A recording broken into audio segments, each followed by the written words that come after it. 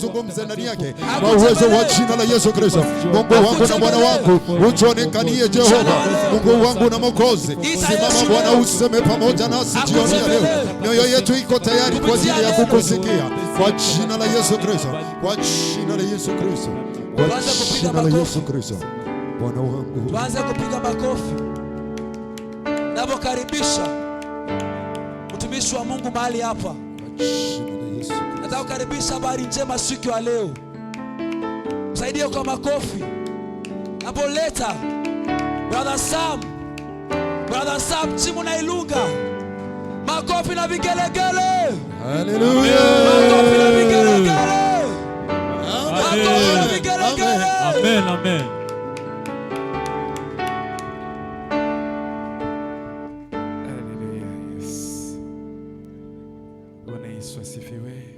Praise the name of the living God. Praise the name of the living God. Yes, Seigneur.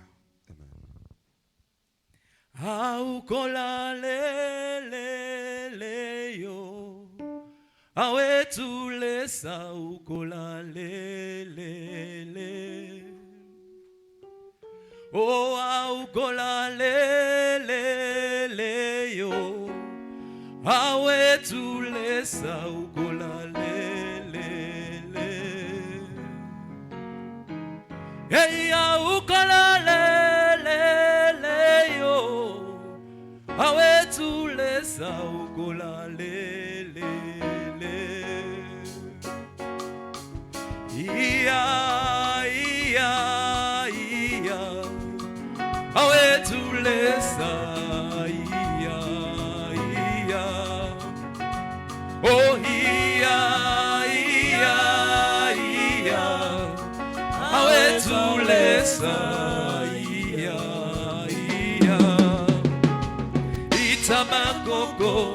Itabakoko tamba wa Yuda. Itabakoko tamba wa Yuda. Itabakoko tamba wa Yuda. Itabakoko tamba wa Yuda. Oh, itabakoko tamba wa Yuda. Itabakoko tamba wa Yuda. Tamba wa Yuda. Itabakoko tamba wa Yuda. Oh, tena kwa nani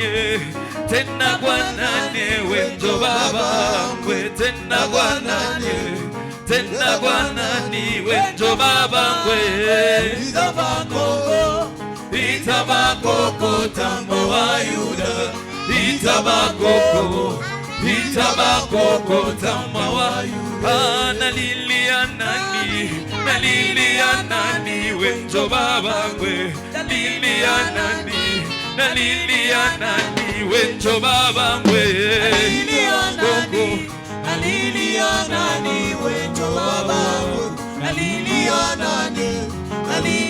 nani wenjo baba ngwe. Itabakoko tamba wa Yuda. Itabakoko tamba wa Yuda. Ale tamba wa Yuda. Itabakoko tamba wa Yuda. Commence à dire à Dieu, Seigneur, parle à mon cœur. Commence à élever ta voix, demande à Dieu, dis Seigneur, parle à mon cœur. Demande à Dieu de parler à ton cœur. Demande à Dieu de te parler. Endelea chukua hiyo maombi. Ambia Bwana, zungumza nami jioni ya leo. Nahitaji nikusikie. Nahitaji nikuone jioni ya leo. Endelea tu kumwambia Bwana, zungumza nami jioni ya leo. Sema na moyo wako. Sema niko tayari kwa kukusikiza. Dada yangu mpendwa, ambia Bwana, nafsi yangu iko tayari. Niko tayari kwa ajili ya kukusikia. Niko tayari kwa ajili ya kuzungumza nami. Sema na moyo wangu. Sema na moyo wangu. Endelea kukuambia Bwana, sema na jioni ya leo. Oh Jehova na ya shitwile ya tatae Jehova naia, naia. Mine Jehova naia, shituile atata. Jehova naia, naia, shituile atata. Jehova naia, shituile atata. Jehova naia, naia. Mine atata naia, aleza wa bibumbo. Jehova naia, naia. Mine Jehova naia, shituile atata. Jehova naia, naia, shituile atata. Jehova naia, shituile atata. Jehova naia, naia, shituile amulopwe. Jehova naia, shituile atata yo. Jehova naia, naia.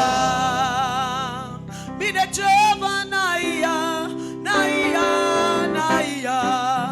Jehova naia, naia. Mine Jehova naia, shituile atata yo.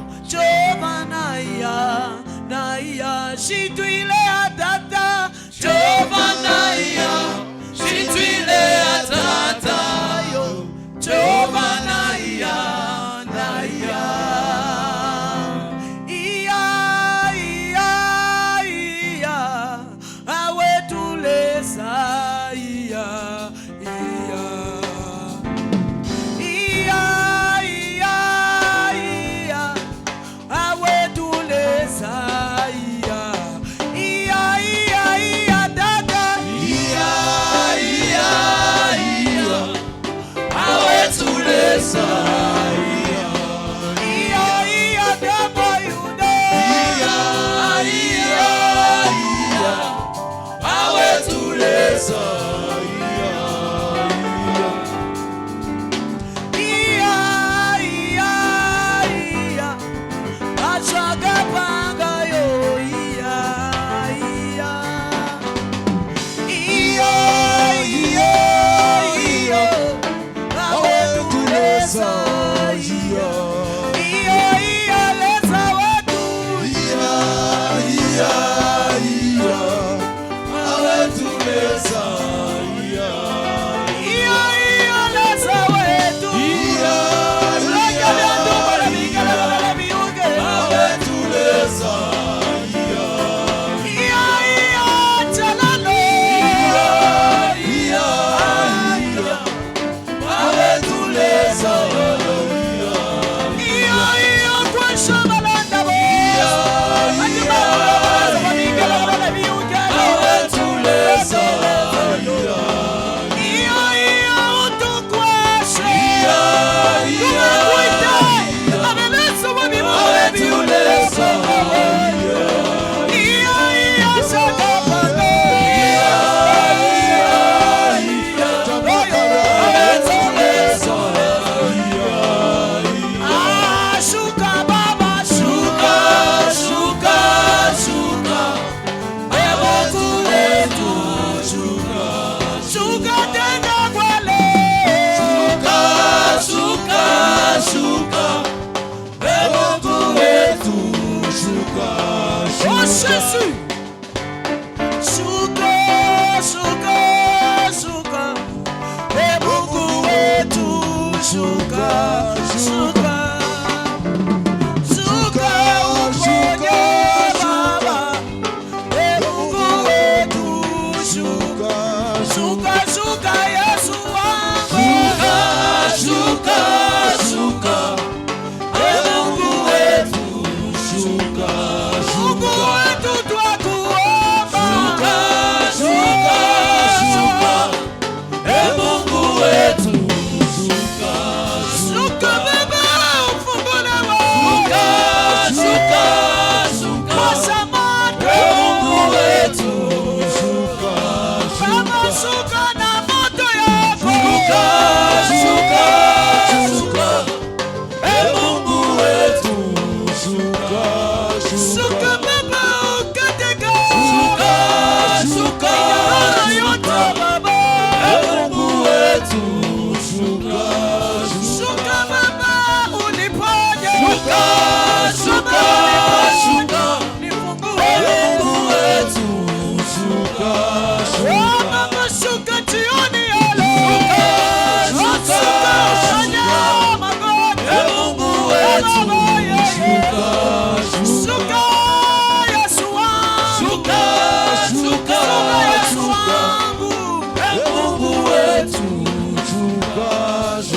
Shuka baba utatue shida zangu.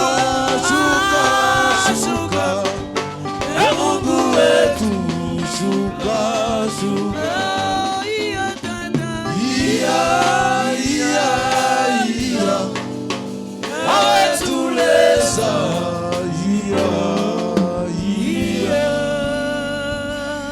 Tu vas acclamer pour le Seigneur.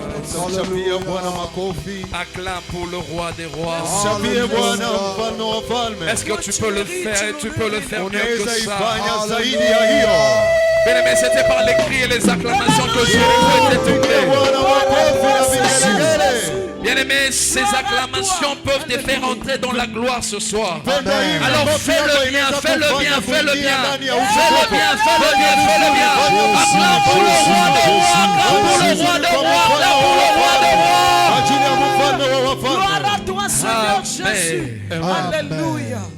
Tel que tu es debout, nous ouvrons nos Bibles dans le livre de Genèse.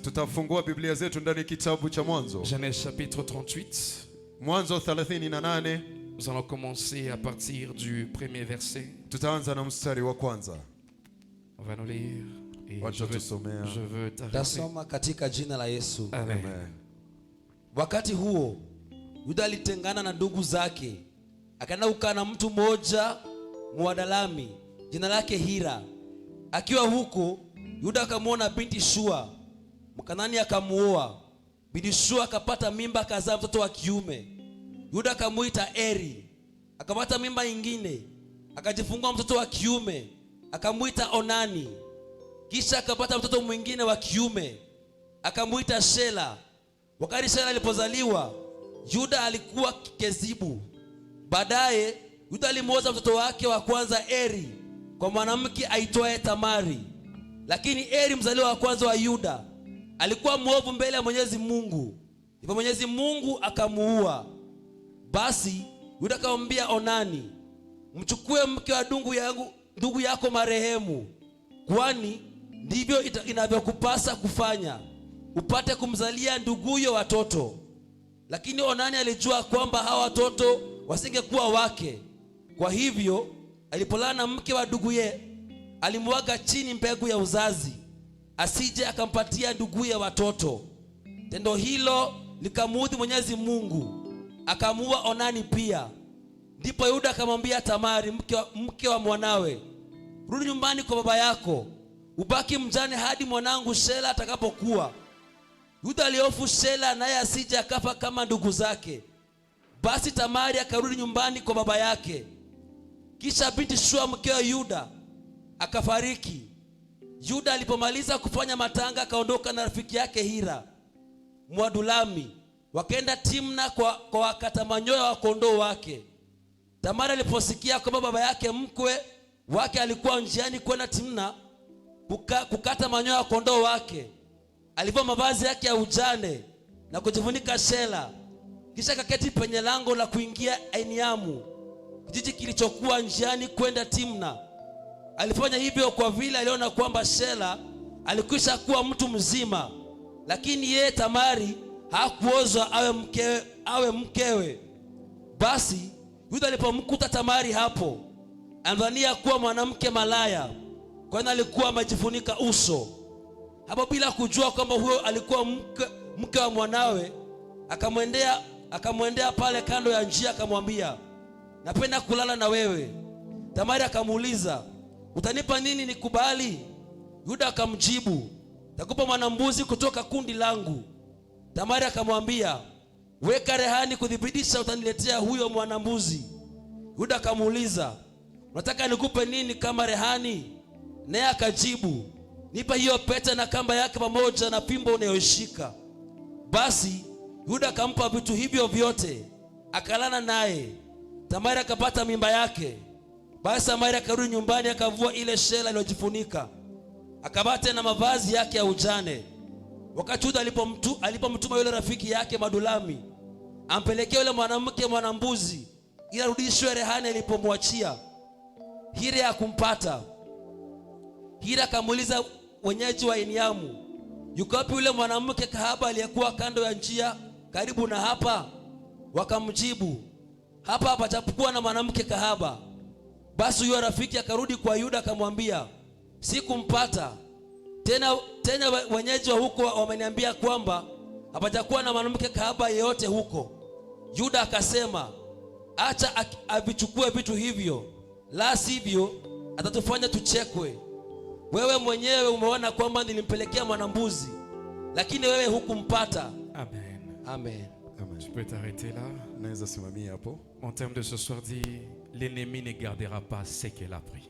Theme ya jioni ya leo, adui hataweka vitu ambazo ni zako. Amen, amen. Amen. Avant de commencer, nous disons d'abord merci à Dieu ce soir. Mbele ya kuanza nitasema asante kwa Mungu jioni ya leo. Merci à celui qui nous a donné le souffle de vie de nous tenir encore devant vous ce soir. Asante kwa yule ambaye ametupatia tena pumzi ya uhai ya kusimama tena mbele yenu. Et merci à notre papa et à notre maman pour le choix de nous choisir ce soir pour vous donner cette parole. Asante tena kwa baba yetu na mama yetu kwa hii uchaguzi ambayo ametupatia ili kutolea neno. Que Dieu vous bénisse pour la confiance. Mama na baba, Mungu awabariki kwa ile matumaini, confidence. Et je te bénis aussi toi qui es là ce soir. Ninakubariki na wewe ambaye uko mahali hapa jioni ya leo. Amen, amen. Amen. Comme je viens de dire, mon thème à moi dit, l'ennemi ne gardera pas ce qu'il a pris.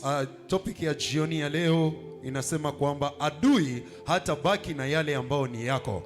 Amen, amen. Amen.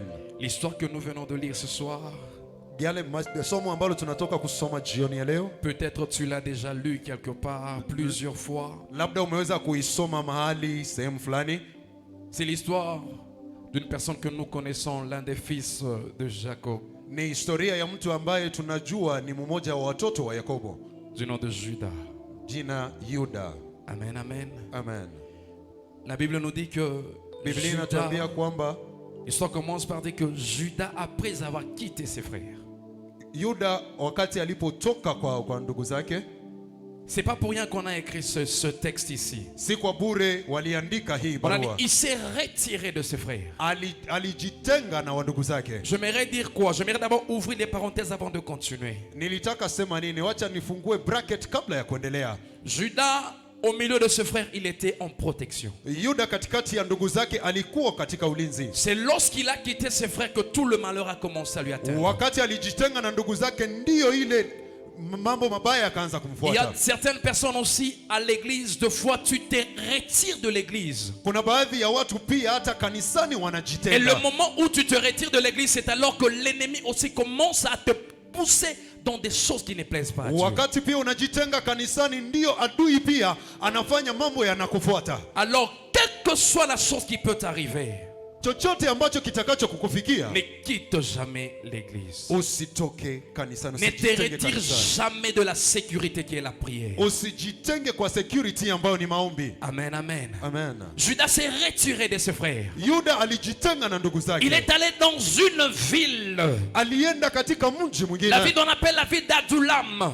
Inaitwa mji wa Adulamu. Et là la Bible dit qu'il a croisé un ami du nom de Ira. Na hapo Biblia inasema kwamba alikutana na rafiki ambaye anaitwa Ila. Et cette personne est devenue amie à ce Judas. Na huyo mtu alifika kuwa rafiki ya Yuda. Bien aimé, il y a des personnes que nous nous attachons à eux, mais ces personnes sont là juste pour nous perdre. Wapendwa, kuna wale marafiki ambao tunaweka karibu nasi na hawapendeze mbele ya Mungu. Alors dans ta vie même de fois, lorsque tu t'es choisi des amis, demande toujours l'aide du Saint-Esprit. Wanasema kwamba wakati wote unataka kuchagua rafiki, ujue kwamba uweze kumhusisha Roho Mtakatifu. Avant que tu décides que cette personne c'est mon ami, c'est mon attaché, demande l'aide de Dieu. Mbele ya kuamua kwamba huyu ni rafiki yangu, huyu ni yule ambaye anakuwa karibu nami, husisha Roho Mtakatifu. Judas n'avait pas demandé l'aide de Dieu lorsqu'il avait croisé Ira. Yuda hakuhusisha Roho Mtakatifu, hakuhitaji présence ya Mungu wakati alitaka kuwa na huyo rafiki. Parce que c'est lorsqu'il a croisé Ira qu'il a brisé la loi de son grand-père Abraham. Wakati alikutana na huyo rafiki Ira ndio alivunja agano na Mwenyezi Mungu. Il a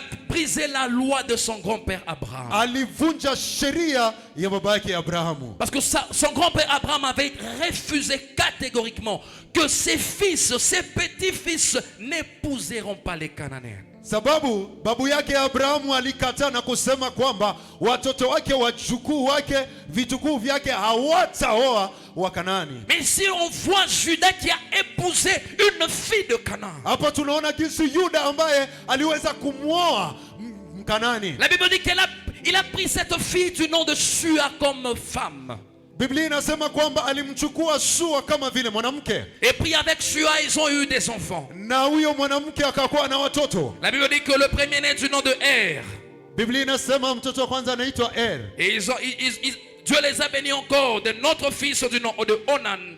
Mungu akawabariki na mtoto mwingine anaitwa Onam. Et l'autre du nom de Shelah. Na mwingine Shela. Et ils avaient tous 3 enfants. Na walikuwa wote wawili na watoto watatu. Et Judas, lorsque ses enfants grandissaient en tant que père. Wale watoto watatu wa Yuda walikuwa wanakomaa. Et Judas en tant que papa. Yuda kama vile baba yao. Il s'est dit non. Alisema hapana. Mes enfants sont maintenant âgés. Watoto wangu wamekomaa. Je peux maintenant chercher une femme pour mon premier fils. Inabidi nitafute mke kwa kijana wangu wa kwanza. La Bible dit qu'il a pris pour son premier-né une femme du nom Tamar. Biblia inasema kwamba alimtafutia mtoto wake wa kwanza mwanamke kwa jina la Tamari. Et Tamar qui était femme de Er.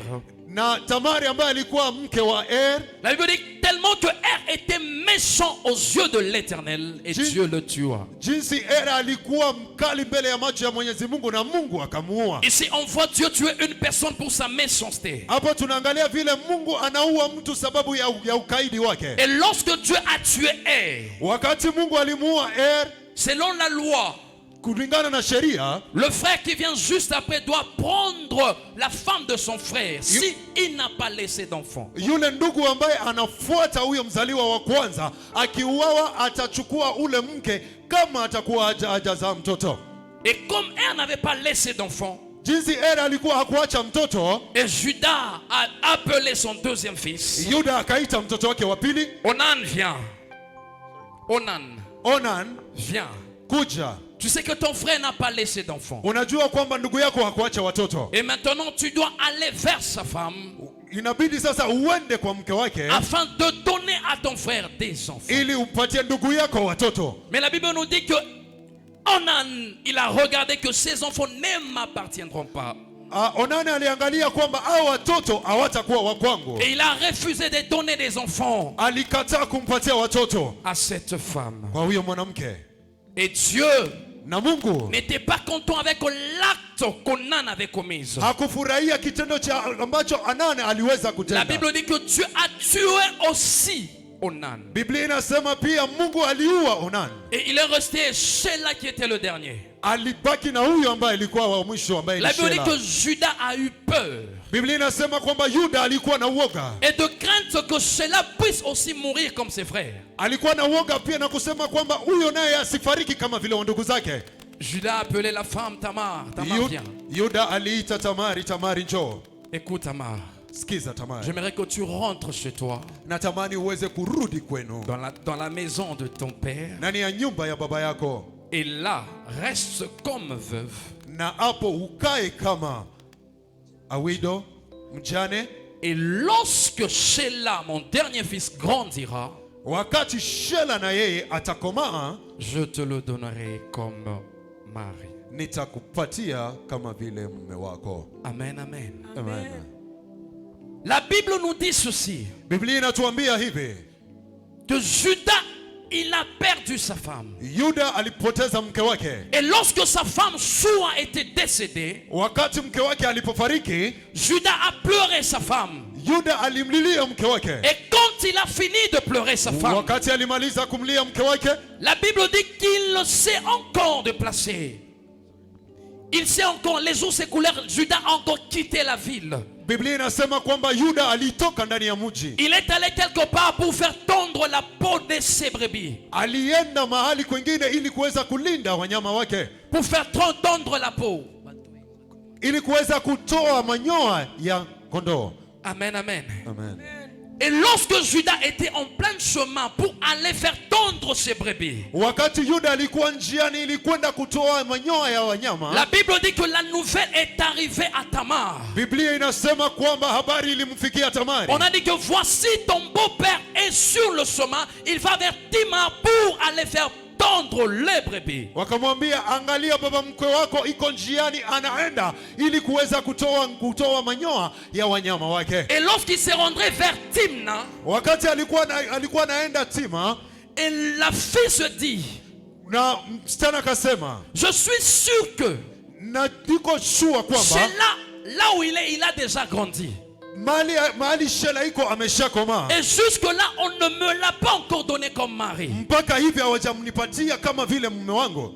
Elle a enlevé les vêtements qu'elle avait de veuve. Alitoa hiyo manguo ya widow ambayo alikuwa amevaa. Et elle s'est vêtue et elle a couvert même son visage. Alivaa na akafunika paka uso wake. Elle est allée quelque part à l'entrée d'une autre ville, elle s'est placée là. Alienda kando ya mji akajiweka hapo na akatulia. Et quand elle s'était placée, wakati aliweza kukaa hapo, Judas avec son ami sur le chemin vers Timna, Yuda na rafiki yake walikuwa wakienda wakiwa njiani. Et lorsque Judas l'a vu, wakati Yuda alimuona, la Bible dit que Judas est allé vers la femme parce qu'il avait cru que c'était une prostituée. Biblia inasema kwamba Yuda alimsogelea sababu alikuwa na muonekano kama vile wa kahaba. Et Judas l'a proposé, est-ce que je peux venir vers toi? Yuda akampropose akamwambia, naweza kuja karibu yako. S'il y avait des hôtels là-bas, peut-être il avait dit, est-ce qu'on peut aller dans cette chambre, dans cet hôtel-là? Kama kungelikuwa vyumba hapo karibu angemwambia kwamba twende kwa hizo vyumba. Et la femme dit ceci à son beau-père qui ne connaissait pas que c'était sa belle-fille. Na huyo mwanamke, la femme a dit ceci à son beau-père qu'il ne connaissait pas que c'était son beau-père. Na huyo mwanamke ambaye aliambia baba mkwe wake ambaye alikuwa hajui kwamba ni mkwe wake. Il a dit, alisema, qu'est-ce que tu me donneras comme gage? Nini ambao utanipatia kama vile alama? Qui dira que tu vas me donner ces choses? Nini ambao utanipatia na kunikonfirmia kwamba utanikubalia kunipatia hizo vitu? Avant d'abord de dire ça, il a dit que qu'est-ce que tu vas me donner? Qu'est-ce que tu vas me donner? Tu me donneras quoi? Na mbele ya kusema hivyo akamwambia, utanipatia nini? Et l'homme de Judas a dit à la femme, ule mtu wa Yuda akamwambia mwanamke, je vais te donner l'une de mes troupeaux. Nitakupatia moja ya mifugo yangu. Et la femme a regardé à côté, elle a dit, je ne vois pas ce troupeau dont tu parles. Na huyo mwanamke akaangalia kando yake akasema, sioni mifugo yoyote. Alors, comme tu me promets que tu vas me donner parmi ce troupeau, na jinsi unaniahidia kwamba utanipatia baadhi ya mifugo yako, alors tu dois faire un vœu et tu vas me laisser quelque chose qui montrera que réellement tu reviendras me donner ce troupeau. Inabidi ufanye ahadi ama ufanye jambo ambalo linanihakikishia kwamba wakati utarudi utanipatia hiyo mifugo. Et l'homme a fait le vœu. Na huyo mtu alifanya agano. Il pose la question à la femme, qu'est-ce que tu veux que je te donne? Akauliza huyo mwanamke swali, unataka nifanye nini? La femme aussi rusée qu'elle était. Na huyo mwanamke ambaye akasema, la Bible dit, donne-moi ton cachet. Biblia inasema ya kwamba nipatie. Donne-moi ton cachet avec ton cordon. Nipatie kamba yako na fimbo yako. Et donne-moi aussi le bâton que tu as en main.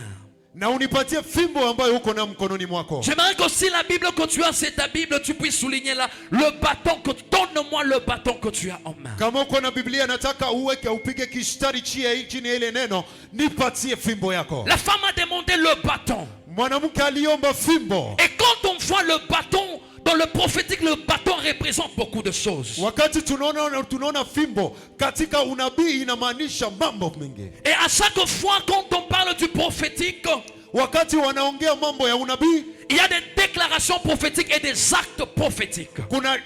Kuna declaration za unabii na kuna matendo ya unabii. Donc il y a des fois on nous prophétise et ce sont des paroles prophétiques. Kuna wakati ambao unabii unakuja ni maneno ya unabii. Et il y a des actes que nous commettons aussi, ce sont des actes prophétiques. Kuna matendo ambayo tunatenda ni matendo ya kinabii. Je vois, tu peux arriver, tu fais quelque chose, mais c'est un acte prophétique sans pour autant que tu puisses le savoir.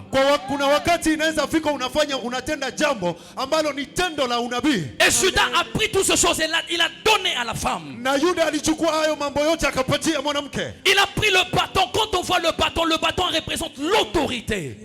Yuda akampatia fimbo, na hiyo fimbo katika unabii inaonesha authority. Ça représente le pouvoir, la royauté. Ina represent power, ina represent authority. Il a donné ça à la femme. Alipatia huyo mwanamke. Et lorsque la femme a pris ce chose, wakati mwanamke alichukua hizo la vitu, Bible dit que la femme était enceinte et elle est partie avec ce chose. Biblia inasema kwamba huyo mwanamke alichukua hizo vitu na akatoka kaenda. Et elle a enlevé les vêtements qu'elle s'était vêtue. Na alitoa hiyo manguo ambayo alikuwa anajivika. Bien aimé, le bâton.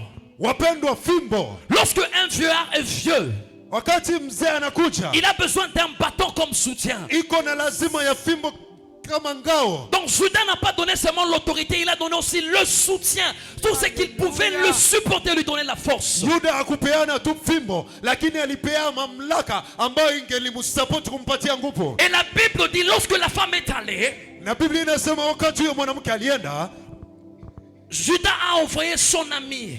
Yuda alituma rafiki yake. Il a dit, va auprès de cette femme. Kuenda karibu ya huyo mwanamke. Va donner les choses que je lui avais promis. Kuenda kumpatia ile mambo ambayo alimwaidia. Afin que tu récupères ce que je lui ai donné comme gage. Ili uweze kuchukua yote ambayo nilimpatia kama mambo ambayo inachunga kama vile ahadi. Mais l'homme est allé, il a cherché partout, il n'a pas vu la femme.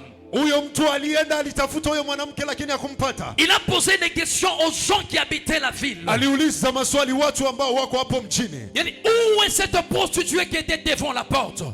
Huyo kahaba yuko wapi ambaye alikuwa anasimama kwa mlango wa nje? On lui a dit, il n'y a pas eu de prostituée dans ce lieu. Wakamwambia hakukua kahaba yote mahali hapa. Et l'homme est retourné vers Judas. Na huyo mtu akarudia kwa Et Yuda. quand il est rentré vers Judas, wakati alirudia kwa Yuda, il a dit à Judas, je n'ai pas vu la femme. Akaambia Yuda, sikuwa na huyo mwanamke. Et j'ai même posé la question, on a dit qu'on n'a pas vu de prostituée là. Paka niliuliza maswali wakasema hakuona huyo kahaba. Et Judas a dit ceci. Na Yuda alisema haya. Qu'elle garde ce qu'elle a.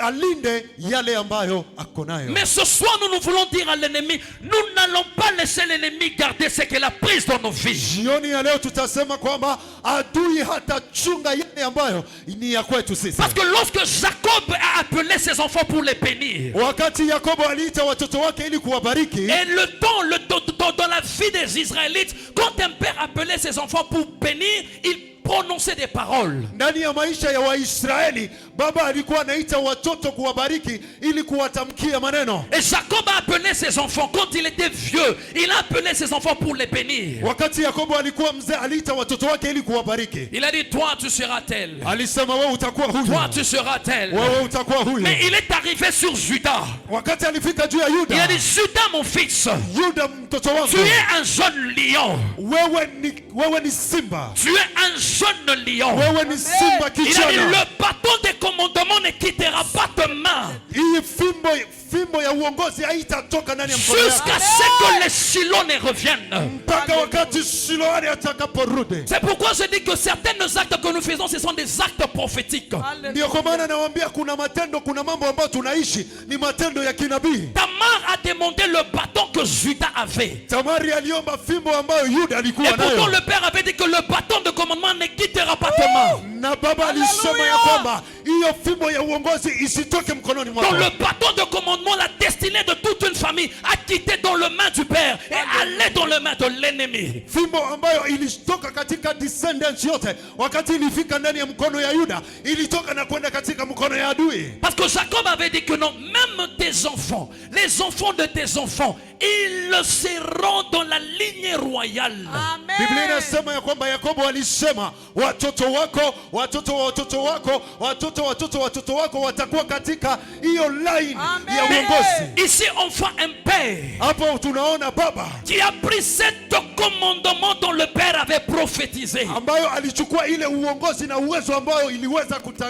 kutabiriwa. Il a pris la donnée à cette femme de Tamar. Alichukua alipatia huyo mwanamke. Je ne sais pas ce que tes ancêtres ont vendu dans le monde des ténèbres. Sijui ancestors zako waliuzia maadui nini. Je ne sais pas ce qui a été pris dans la destinée de ta famille. Sijui ambayo walichukua katika destiny ya familia Il y a yako. des choses qui ont été prises. Kuna mambo ambayo yalichukuliwa. Parce que Dieu dit que je connais les jours que j'ai choisis pour toi avant qu'une même de ces jours n'arrive. Biblia inasema ya kwamba Mungu anasema kwamba nilikujua kabla misingi ya dunia haijaumbwa. Amen, amen. Amen. Donc ça veut dire que tu as un destin.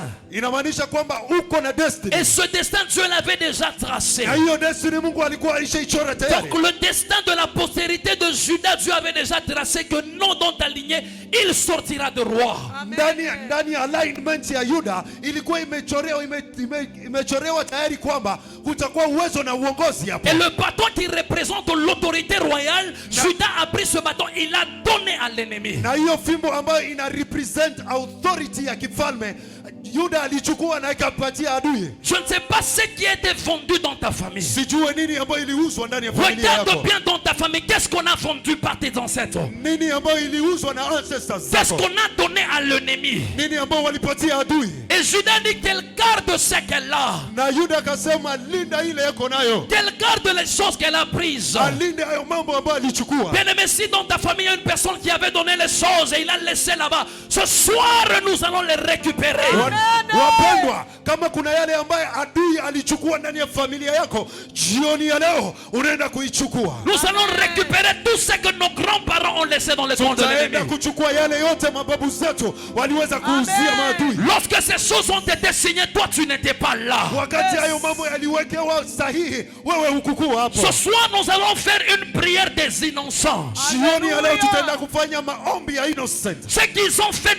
nous n'étions pas là. Yale walifanya sisi hatukuwepo. Nous n'allons pas payer le prix des choses que nous n'avons pas commises. Hatutalipa gharama ya yale mambo ambayo hatukuyatenda. Et la fille a gardé les choses. Na huyo mwanamke akachunga hizo vitu. C'est pourquoi tu verras lorsque Moïse, ndio kwa maana utaona Moïse, lorsque Dieu lui a dit, wakati Musa Mungu alimwambia, tu entreras dans la terre promise. Tu entreras dans la terre promise. Utaingia ndani ya nchi ya ahadi. Arrivé quelque part, Dieu lui a dit, prépare 12 espions, 12 personnes. Wakafika mahali Mungu akamwambia tayarisha spies 12. Il dit, choisis-toi des hommes alichagua baadhi ya dans wanaume chaque tribu d'Israël. kwa kila kabila la Israeli. Donc il fallait qu'on choisisse des chefs dans chaque famille d'Israël. Ilibidi kuchagua kijana kwa kila kabila. Et lorsque Moïse a commencé à faire le choix, wakati Musa alianza kuchagua, la Bible dit qu'il a commencé à faire son choix. Biblia inasema wakati Musa alianza kufanya hiyo uchaguzi. Dans Nombre 13. Dans Nombre chapitre 13. Ndani ya Hesabu 13. Il a dit pour la famille de tel, il a choisi telle personne. Ndani ya familia huyu akachukua mtu. Pour la famille de tel, il a choisi telle personne. Pia familia ya fulani wakachukua mwingine. Mais comme Judas avait déjà vendu son autorité, jinsi Yuda alikuwa ameuza urithi wake, comme Judas n'avait plus de chef, jinsi Yuda hakukuwa tena na urithi, la Bible dit, il a dit pour la famille de Judas, Biblia inasema juu ya familia ya Yuda, pour la tribu de Judas, tu enverras Caleb.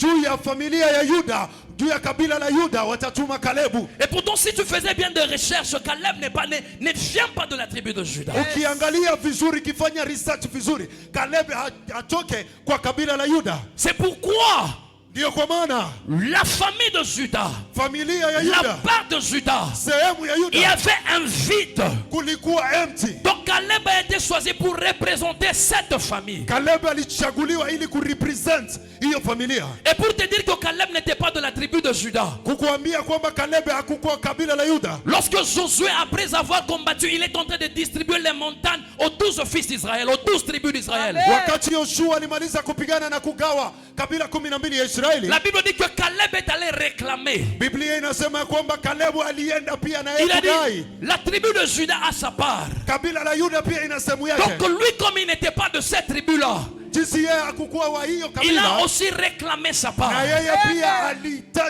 Bien aimé, aujourd'hui tu n'es pas encore dans la gloire que tu as prévue dans ta famille à cause de tes ancêtres. mpendwa, haujaingia ndani ya utukufu wako kwa sababu ya mambo ambayo mababu zako waliyatenda. Tu avais dit que cette famille, Mungu alisema hii familia, donc cette famille je vais les élever. hii familia naweza kuwainua. Je vais les amener très loin. Nitawapeleka mbali. Je veux faire ceci et ceci avec cette famille. Nitafanya hii na hii na hii familia. Mais lorsque tu regardes à côté de toi, Wakati unaangalia karibu tu n'es yako, pas encore entré dans ce que Dieu a dit. haujaingia kwa yale ambayo Mungu alisema. Par des prophètes Dieu a parlé. Kwa yale ambayo nabii alisema. Par ses serviteurs Dieu a parlé. Kwa yale ambayo watumishi Mais walisema. tu ne vis pas encore la chose que Dieu a dit. Haujaishi bado yale mambo ambayo Mungu alisema. Juste parce que ton grand-père avait fait certaines erreurs. Kwa sababu babu yako alifanya makosa. Juste parce que ton grand-père a fondu la destinée de toute ta Kwa famille. sababu babu yako aliuza urithi na destiny ya familia. Judas avait vendu le destin de toute sa Babu postérité. yako aliuza destiny na prosperity yote ya familia. Jacob dit, le bâton de commandement ne quittera pas Judas. Nataka nikuambie kwamba fimbo ya uongozi, fimbo ya utukufu haitatoka Et Sion. lorsque Jacob disait ces choses, il n'y avait pas encore de roi en Israël. Wakati Yakobo alikuwa nayo, hakukuwa mfalme ndani ya Donc ça veut Israeli. dire que la royauté devait commencer et finir avec Israël. Inamaanisha kwamba ufalme jinsi iliweza kuanza ingelimaliza na Israeli. Et quand tu regardes, le premier roi d'Israël n'est pas venu de la tribu de Na Juda. ukiangalia vizuri, mfalme wa kwanza wa Israeli hakutoka kwa kabila ya Quand Israeli. Israël a demandé, Seigneur, nous avons besoin d'un roi, Wakati Israeli iliomba Mungu, Dieu- tuko na lazima ya mfalme. Dieu leur a envoyé Saül. Mungu akautumia Saulo. Saül est de la tribu de Benjamin. Saulo haiko kabila ya Il n'est Yuda. pas de la tribu de Juda. Hayuko kabila ya Mais c'est Yuda. la tribu de Juda d'où devait venir un roi. Ni kabila ya Yuda ndiyo ingelipata hiyo Mais uongozi. parce que le bâton de commandement était déjà donné à Kwa l'ennemi. sababu hiyo fimbo ya uongozi ilikuwa imetolewa kwa adui tayari. Ah, Juda a manqué la place royale. Yuda aliweza kupeana urithi Je ne sais wake. pas ce que tu manques ce soir. Sijue nini unakosa jioni Je ya ne leo. sais pas ce que tu n'as pas ce soir. Sijue nini hauna jioni ya leo. Mais ce soir, nous allons aller là où les grands-parents ont commis d'erreurs. Jioni ya leo tutaenda mahali ambapo mababu zetu walifanya makosa. Là où les ancêtres ont fondu le destin de toute la famille. Mahali ambapo ancestors waliuza destiny ya familia. Nous allons récupérer ce qui est à nous. Tutaenda kuchukua yote yaliyokuwa Nous yetu. allons prendre ce qui nous appartient. Tutaenda chukua yale ambayo yana Ah, yetu. si à celui qui est à tes côtés, moi ce soir je veux récupérer Ambia mon mwenye yuko bâton. karibu yake, jioni ya leo nitachukua yote yaliyokuwa Je yako. vais récupérer mon bâton. Nitachukua fimbo yangu. Je vais récupérer le bâton de commandement de ma famille. Nitachukua fimbo ya uongozi wa familia yangu. Tu dois reprendre ce bâton ce soir. Inabidi uchukue hiyo fimbo jioni ya Tu leo. dois prendre ce qui est à toi. Inabidi uchukue yaliyokuwa yako. Je m'en fous de la personne qui avait commis cette erreur, mais ce soir, Sijali ni nani alifanya, lakini jioni ya leo le Dieu de notre maman Astrid et de papa Georges, Mungu wa mama yetu Astrid na baba yetu George il doit aller récupérer ce qui nous appartient. ataenda kuchukua yale ambayo Il ni doit yetu. aller prendre ce qui nous appartient. Lazima aende kuchukua yale ambayo ni yetu. Ah, Saül peut-être est quelque part sur la place qu'il est à toi. Saulo yuko mahali kwa ajili yako. Il y a un Saül qui est assis sur le trône qui t'appartient. Kuna Saulo ambaye amekaa kwa kiketi ambacho ni cha kwako. Toi, tu es en train de souffrir, mais Saül est là à l'aise. Wewe uko hapa unateseka, Sauli yuko hapo anastarehe. Tu es rejeté. Umetupiliwa, Tu es abandonné. umeachiliwa. Personne ne se souvient de toi. Hakuna mtu anakukumbuka Juste parce que le destin est déjà détruit. kwa sababu destiny imeharibiwa. Ah, on voit dans la Bible, il y avait un petit garçon. Ndani ya Biblia unasema kulikuwa kijana Un mdogo, petit garçon du nom de David. kijana mdogo kwa jina la Daudi. Un jour, David était juste là dans la brousse en train de nourrir les brebis de son père. Siku moja Daudi alikuwa msituni akilisha kondoo wanyama wa baba yake, Et ce frère était à la bataille. na wandugu zake walikuwa huko kwa mifugo, Ils étaient en train de combattre les Philistins. walikuwa wakipigana na Wafilistini. David, le père, lui a appelé. David, viens. Daudi baba yake alimuita, Daudi njoo. Il dit, viens.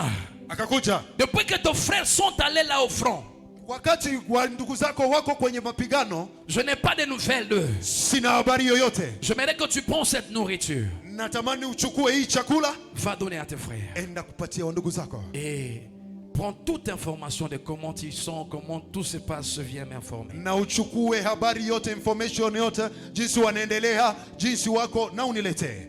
David est allé, Daudi akaenda. arrivé là-bas. Kufika huko C'était 40 jours, bien-aimés. Ilikuwa siku 40 mpendwa. 40 jours que le Philistin de Goliath était là en train de faire peur au peuple d'Israël. Ilikuwa siku 40 wa Filistini na Goliath wakitishia Waisraeli. Ils étaient là, ils se disaient, nous ne pouvons pas combattre ce monsieur. Walikuwa hapo wakasema kwamba hatuwezi weza kugombanisha Il huyu est plus mtu. fort que nous. Yeye yuko na nguvu zaidi Et yetu. David est arrivé là au front. Wakati Daudi alifika hapo kwa vita, La Bible dit que David a posé la question. Biblia inasema kwamba Daudi akauliza swali. Il demande, qu'est-ce qui se passe là-bas? Nini inaendelea hapa? On lui a dit là-bas. Wakamwambia hapo, Les peuples philistins que tu vois là, au Walifilistini unaona hapo, ils ont lancé un défi. waliweza kusema kwamba Ils ont choisi l'un des plus forts walichagua yule ambaye ni mjasiri dans leur camp. kwa sehemu yao, Et ils l'ont placé là. wakamweka hapo. Ils ont dit ceci, Walisema hivi, que nous aussi, nous les Israélites, na sisi Waisraeli que nous puissions choisir le plus fort dans notre camp, tuweze kuchagua pia na yule mjasiri kwa sehemu yetu, qu'il puisse se battre. waweze kupigana. Si nous vainquons, Kama tutashinda, ils seront esclaves. watakuwa watumwa, Et si ils arrivent à nous vaincre, na wakifika kutushinda, nous, sisi nous serons leurs esclaves. tutakuwa Watumwa. watumwa wao. Et le roi regardait. Na mfalme akaangalia. David dit, mon roi, Daudi akasema, mfalme wangu, j'aimerais aller combattre ces messieurs-là. nataka pia kwenda kupigana na huyo mtu. Le roi a regardé. Mfalme alimwangalia. D'abord, David s'est retrouvé devant deux géants. Daudi alijipata mbele ya giant wawili. Parce que la Bible dit que en Israël, il n'y avait personne qui était plus élancé que Saül. Biblia inasema ya kwamba ndani ya Israeli hakukukua yule ambaye alikuwa mrefu zaidi ya Donc Sauli. Saül était costaud. Sauli alikuwa giant. Et de l'autre côté, il y a aussi le Goliath qui est aussi costaud. Na upande wa pili pia kuna Goliathi ambaye pia ni giant. Donc le roi peut-être il a regardé David comme ça, petit. Labda mfalme alimwangalia Daudi hivi, mdogo. Tu vois celui que tu vois là. Unaangalia yule ambaye unaona hapo? Il n'a pas commencé ces choses aujourd'hui. Hajaanza hayo mambo leo. Depuis sa jeunesse, Kuanzia ujana wake il est guerrier.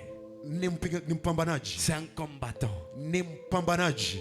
Eux, ils étaient en train de voir un Goliath, un guerrier. Wao walikuwa naona Goliathi ndani yao. Mais David a dit, Lakini Daudi alisema, mon roi, mfalme wangu, ton serviteur David, ndani ya hii mwili ya huyu Daudi, ton serviteur David, ton serviteur David, mfanyakazi wako Daudi ira combattre ce Philistin. atagombana na Wafilisti. Ira combattre ce Philistin. Atapigana na Et il Wafilisti. fallait un Goliath, un vaillant.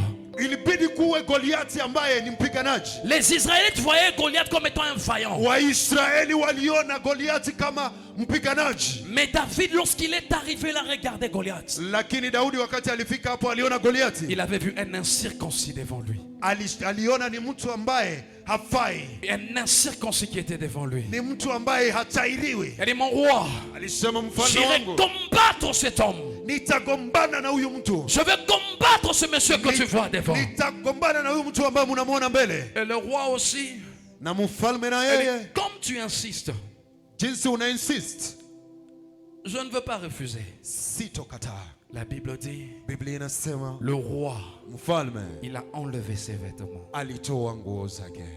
Je suis sûr que même s'il avait ces pantalons-là, il avait donné à David. I'm sure hata kama alikuwa na suruali alitoa kupatia Daudi. Mais David, Lakini Daudi il a pris ces choses, alichukua vitu hizo il a porté. akavaa.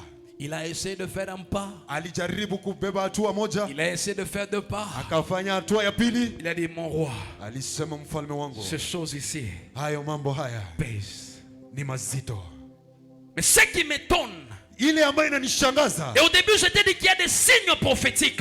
na nilikuambia hapo mwanzo kuna alama za kinabii. David n'avait pas vu le poids des habits en tenant ses habits dans ses mains. Daudi hakuona uzito ya manguo ambayo alishika mkononi Il mwake. devait prendre ses vêtements et mettre d'abord sur son corps. Angelichukua hiyo manguo na kuivaa kwa mwili Et la wake. personne qui avait donné ses habits à David, c'était le roi Saül. Na hiyo manguo ambayo Daudi alipewa zilitoka kwa mfalme Sauli. Donc Saül qui était sur le trône, Sauli ambaye alikuwa kwenye kiti, il a fait un geste prophétique. alifanya hatua ya Il a kinabii. voulu montrer à David, Alienda kuonesha la Daudi, royauté que je possède hii ufalme ambao ne ninachukua m'appartient pas. si ya kwangu. Alors récupère ce que ton père a fait Chukua vendu. yale ambayo baba yako aliuza.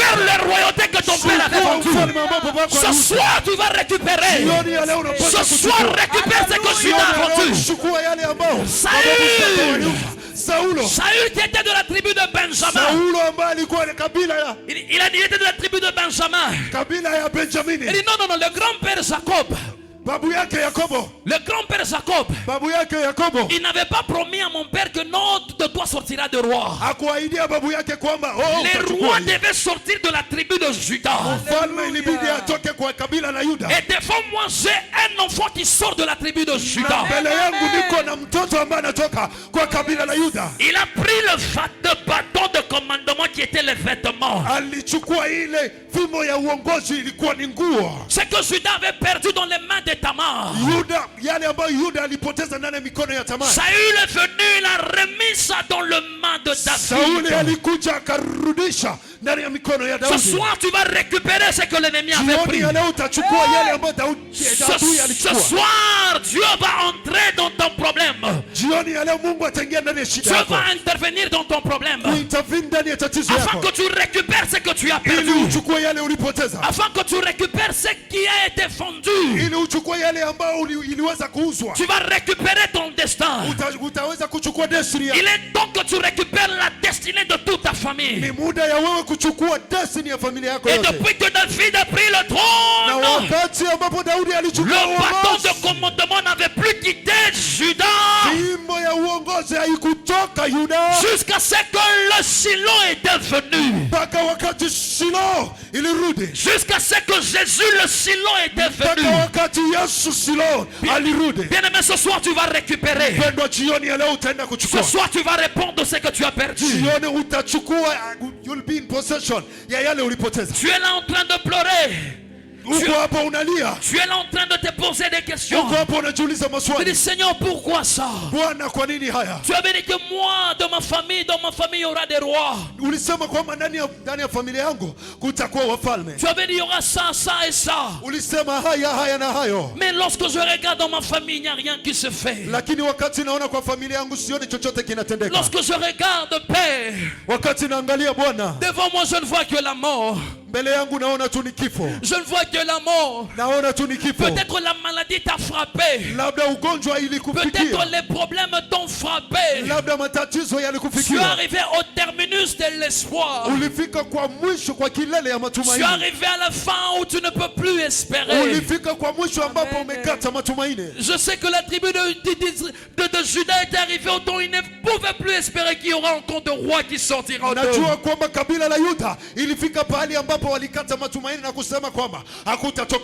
Parce qu'ils attendaient qu'après Saül il y aura Jonathan. Après Jonathan ça va se suivre comme ça. On ne va plus reprendre la royauté.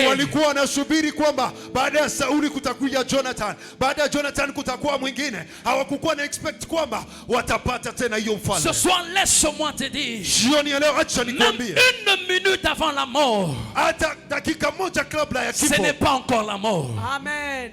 Ce n'est pas encore la mort. Une minute avant que tu ne meurs, c'est encore la vie. Donc si l'ennemi a déjà prévu que non, dans ces 8 jours qui nous restent, tu vas mourir. Le 1 minute avant la mort, il y a quelqu'un qu'on avait frappé, on a jeté en cours de route. Il y a quelqu'un qu'on avait frappé. Il y a une personne qu'on avait frappée par les brigands. On l'a jeté à demi-mort. Il était à demi-mort. Dans la personne, lorsque les gens passaient, je suis sûr qu'il y a peut-être des gens qui croient que non, quand je passe comme ça, quand je passe comme ça, à mon retour, je veux trouver peut-être la personne décédée. Je veux trouver la personne déjà morte. Mais ils sont rentrés, ils n'ont pas trouvé le cadavre.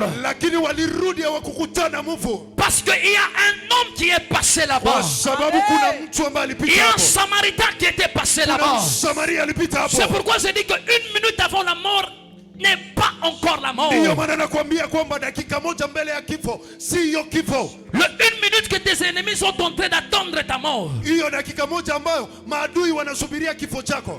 il Yeshua Amashia passera. Yeshua Mashiach atapita. Yeshua Amashia passera. Yeshua Mashiach atapita. Lorsque les ennemis sont en train d'attendre la nouvelle de ton décès, Wakati maadui wanasubiri habari ya kifo chako. ils sont en train d'attendre ceux qui t'ont piégé, ils ont mis du poison, ils attendent qu'on les appelle, disant que non, il n'est plus en vie. Wale ambao walikuwekea sumu wanasubiria tu information kwamba waambiwe hauko tena katika maisha. Le peu de temps qu'ils attendent ta mort, Wakati kidogo ambao wanasubiria kifo chako, il passera. L'Éternel passera. Bwana atapita. L'Éternel passera. Bwana atapita. Et lorsqu'il passe, Wakati anapita, il vient restaurer la mort qu'on avait déjà scellée. anakuja risto kifo ambao walikuwa wamewekea muhuri. La maladie qu'on t'a déjà placée. Magonjwa ambao walikuwa wamekuwekea. On m'a dit que tu ne guériras pas. Walisema kwamba hautapona. Laisse-moi dire que ce soir, la main de l'Éternel va te Acha toucher. nikwambie jioni ya leo mkono wa Bwana itakugusa. Ce soir, il y a un Dieu au ciel. Jioni ya leo kuna Mungu mbinguni. Et il descend pour te toucher. Anashuka kwa ajili ya Il kukugusa. descend pour te donner la vie. Anashuka kwa ajili ya kupia Il maisha. descend pour restaurer ton destin. Anashuka kwa ajili ya Il kurestore descend destiny pour te yako. redonner ce que tu as perdu par tes ancêtres. Anashuka kukupea yale ambayo ancestors zako Il waliuza. descend pour te donner le bâton de commandement. Anashuka kwa ajili ya kukupatia. Il va te fimbo ya redonner le uongozi. bâton de commandement ce soir. Atakupatia tena fimbo ya uongozi jioni ya leo. Tu vas te rasseoir sur ton trône. Utaenda kuketi ndani ya Le ulinzi. trône est à toi. Kiti chako kiko hapa. Le trône t'appartient.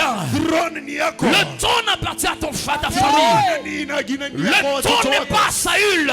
Throne uongozi sio Saulo. Le trône n'appartient pas à Saül. Uongozi sio wa Saül Saulo. n'est pas de la tribu de Juda. Ni la kabila la Yuda. Saül est de la tribu de Benjamin. Sauli ni wa kabila la Benjamini. Tous les Saül qui étaient assises sur ce qui t'appartient. Saulo yoyote ambaye alikaa kwa yale ambayo ni yako. Ce soir, Jioni ya leo que l'Éternel Bwana les enlève sur ce trône. awatoe kwa hiyo Afin que kiti. tu récupères ta place. Ili uchukue sehemu Afin yako. que tu récupères ce qui est à toi. Ili uweze Parce kuchukua yale ambayo qu'en ni yako. 2024, Kwa sababu mwaka 2024 nous entrons dans notre repos. tunaingia ndani ya Tu dois mapumziko entrer dans le yetu. repos lorsque tu as déjà récupéré ton trône. Ingia ndani ya mwaka wa mapumziko wakati umechukua vya kwako. Entre dans le repos lorsque tu es déjà assise sur ton trône. Ingia ndani ya mapumziko wakati umekaa kwa kiti Lorsque tu chako. as repris ta place de Wakati roi. umeshachukua sehemu yako ya ufalme. Reprends ta place de roi. Chukua sehemu yako ya ufalme. Reprends ta place de roi. Chukua nafasi yako ya Reprends kifalme. ta place de Chukua roi. nafasi yako ya Reprends kifalme. cette place que tu as perdue. Chukua nafasi ambayo ulipoteza. Reprends les choses que tu as perdues.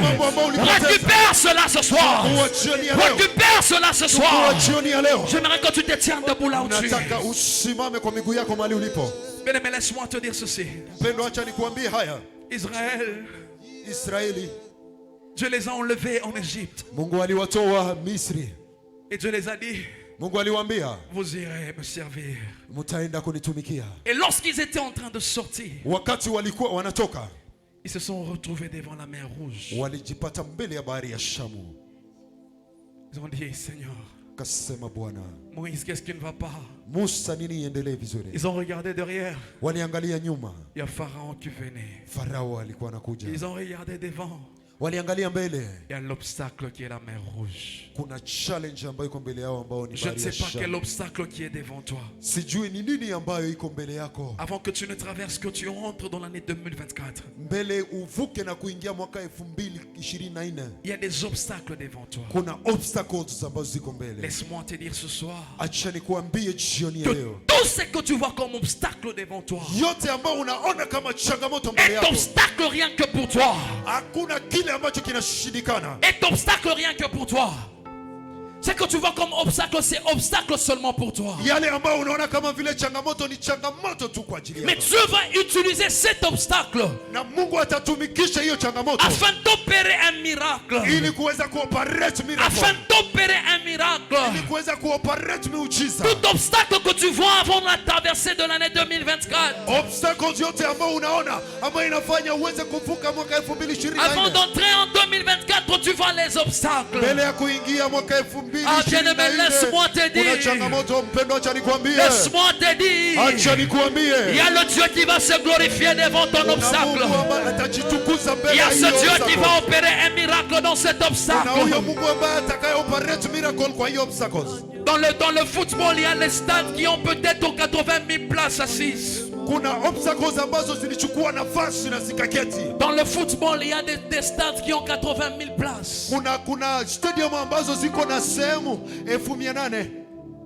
Tu trouveras là les supporters assises. Utakutana mashabiki wanaketi. Laisse-moi te dire, il y a les joueurs qui sont en train de jouer. Acha nikuambia, kuna wachezaji ambao wanacheza. Et il y a un arbitre avec un sifflet. Kuna referee ana firimbi. Même aussi tous ces 80 000 supporters, Hata hao supporters 800, chacun d'eux pouvait prendre un sifflet kila mmoja angechukua firimbi et siffler. na kupiga firimbi, Le match ne va pas prendre fin.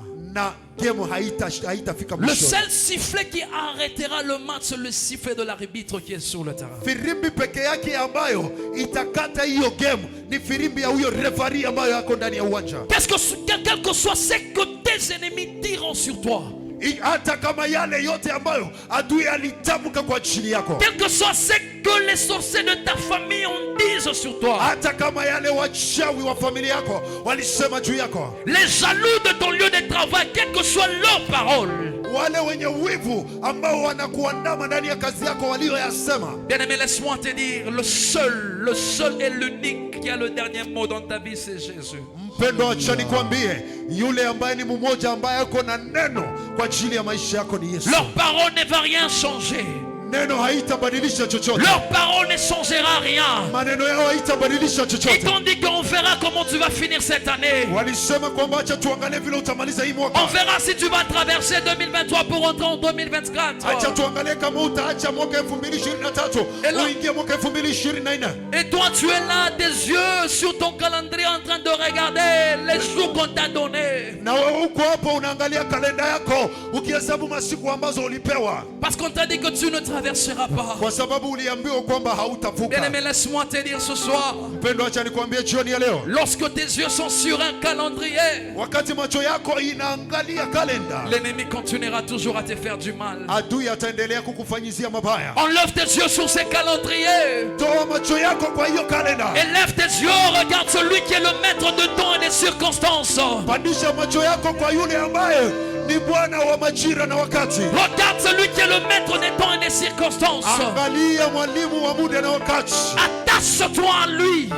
umwangalie yeye, Attache-toi à lui. paza sauti yako kwake, Attache-toi à lui. uweze kushikamana na yeye. Tu t'approches à la fin de l'année. Unafika mwisho wa La mwaka. Bible est en train de me dire, Biblia inaniambia approchons-nous avec assurance au trône de la grâce. jo na assurance yote karibu yangu. Approchons-nous avec assurance au trône de la grâce. Songa karibu ya throne ya Mungu. L'année est en train de prendre fin. Mwaka inafika mwisho. Plus tu t'approches à la fin de l'année, Jinsi inafika mwisho, plus attache-toi à Dieu. shikilia kwa Mungu. Plus attache-toi à Dieu. Shikilia kwa Mungu zaidi na C'est zaidi. la grâce de Dieu qui va te faire traverser Kuna pour te faire neema ambayo entrer, Mungu atafanya pour te faire uvuke entrer dans le na repos. kuingia ndani ya mwaka wa Attache-toi à mapumziko. Attach mwenyewe kwa Mungu. Attache-toi à Dieu. Ujiattach kwa Mungu. Bien-aimé, commence à prier. Mpendwa, anza kuomba. Dis à Dieu, Seigneur. Ambia Mungu, Bwana. Seigneur, il y a des erreurs que mes ancêtres avaient commises. Bwana, kuna yale makosa ambayo mababu zangu walifanya. Il y a des sorts qu'ils ont fait. Kuna mambo ambayo waliweza kuyatenda. Seigneur, aujourd'hui nous souffrons toute la famille. Bwana, siku ya leo tunateseka na familia. Nous souffrons toute la famille. Tunateseka familia nzima. Souviens-toi de nous, Père. Utukumbuke Baba. Souviens-toi de nous, Père. Utukumbuke Bwana. Souviens-toi de nous, Père. Utukumbuke Bwana. Demande à Dieu de se souvenir de toi. Ambia Bwana akukumbuke. Demande à Dieu de se souvenir de toi. Ambia Bwana unikumbuke jioni ya leo. Umwambie Bwana kukumbuke. Ambia Bwana kukumbuke. Para kusauti yako, mimi sijui ni makosa gani ambapo alifanyia kwa familia yako. Sijui ni kitu gani ambapo kilifanyika kwa familia yenu. Sijui ni nani ambapo aliuza hatima ya familia mzima. Lakini jioni leo mwambie tu Bwana, Bwana mimi nakuja kwako. Ambia Bwana unikumbuke kama ulikomboa, kama ulikomboa kizazi cha Yuda Baba, kama uliwakomboa na kurejesha Bwana enzi mikononi mwa Daudi, leo unaweza kairudisha, leo unaweza kairudisha, leo unaweza kairudisha. Ambia Bwana rejeshe, ambia Bwana rejeshe. Sijui kitu gani ambapo nikipoteza, sijui kitu gani ambapo kilienda. Leo naishi maisha ya kunang'ana, hakuna kitu kinaenda sawa, hakuna kitu kinakufurahisha. Maisha yako ni ya machozi tu, maisha yako ni ya kulialia tu. Jioni leo kuna Mungu, kuna Mungu ambaye hayo machozi yako ataenda kuyabadilisha na kutenda miujiza. Wakati wana wa Israeli walikuwa wanalia mbele bahari nyekundu, alibadilisha hayo machozi akatenda miujiza. Acha Bwana kutendea miujiza mahali pote ambao palikuwa na suruba imeinuka, palikuwa na mambo yameinuka kama bahari nyekundu, ili ya kuzuia usikapate kuingia katika hatima yako, yanakuzuia usikapate kumiliki yale ambayo Bwana aliahidi juu ya familia yako, juu ya nyumba yako. Mwambie Bwana jioni leo, oh Bwana tenda kwa muujiza. Ambia Bwana kutendea kwa muujiza, ambia Bwana kutendea kwa muujiza. Huyu Mungu ambaye alimtendea Daudi akamgusa huyo Goliathi ili arejeshe ufalme katika familia ya Yuda.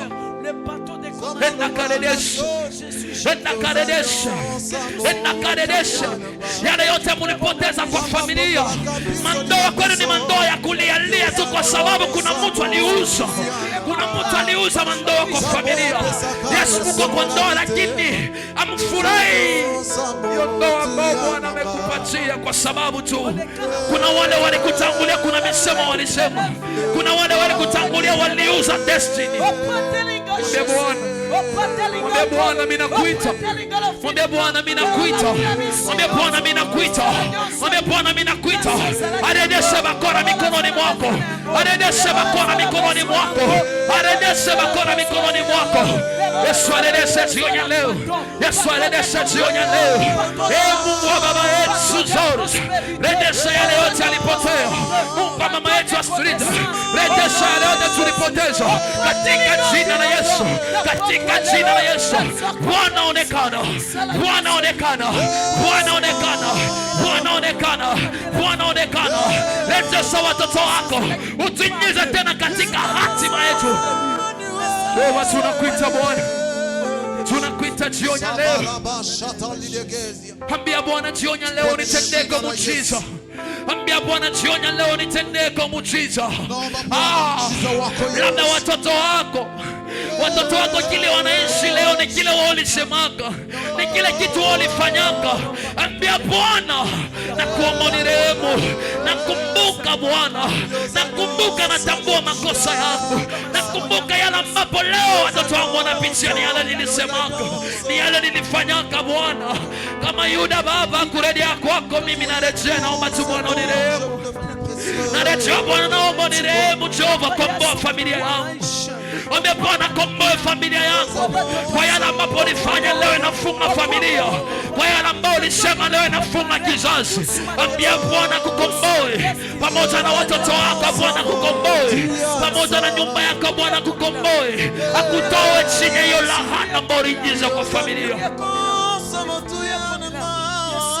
Labda ni mume wako alileta hiyo shida mnayoipitia kwa familia, labda ni wewe. Ambia Bwana, labda uko hapa ni mke wako alileta. Ambia Bwana, hii shida ambayo leo tunaipitia kwa familia, tunaomba Bwana tukomboe, tunaomba Bwana tukomboe, tunaomba Bwana tukomboe, tunaomba Bwana tukomboe katika jina la Yesu. Kwa jina la Yesu tuombe Bwana. Siku kadhaa tu zimebaki ili tuvuke mwaka. Kuna wale wamesema misemo, kuna wale wanapanga sema utavuka, kuna wale wanapanga sema utavuka ukiwa mgonjwa, kuna wale wanapanga sema wewe kuvuka kwako kutakuwa kwa shida. Ambia Bwana jioni leo, mimi pamoja na nyumba yangu tutavuka salama.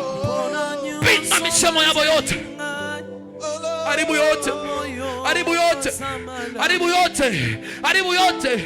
Sikombozi imebaki. Ombe Bwana, kuna chochote kibaki tenipata, hakuna jambo yote mbaya tenipata mimi pamoja na nyumba yangu.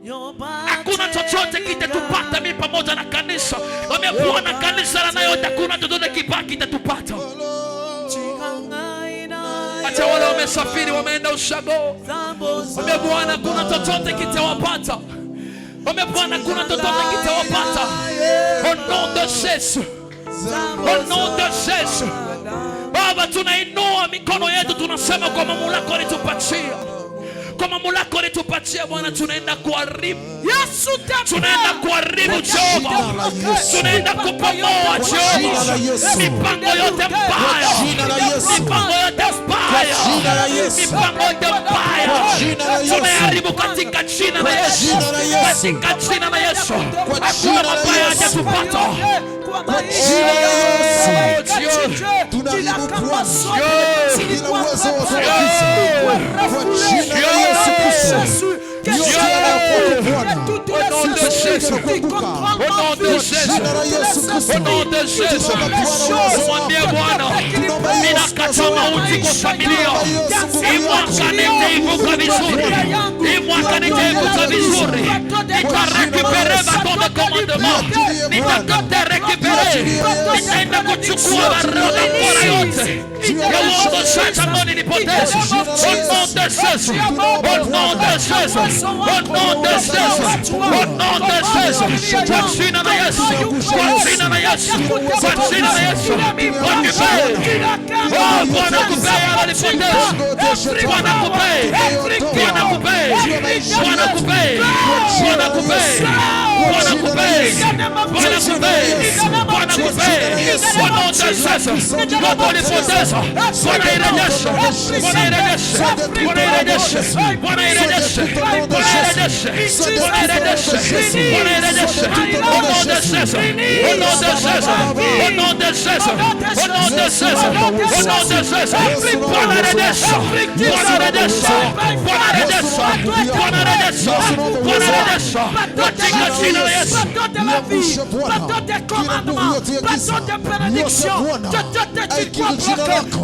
Tunaiondoa Bwana kwa jina la Yesu, kwa jina la Yesu, kwa jina la Yesu. Haleluya. Amen. Bwana Yesu asifiwe. Amen. Mimi nashangaa ulikuwa kuomba huku, nashangaa watu. Omba umwambie Mungu chochote kilibeba kwangu, jioni ya leo ninaenda kukichukua. Oh no. Haleluya. Amen. Unaweza kuwa wewe uko hapa, destiny yako iko ushago. Wewe unateseka Nairobi.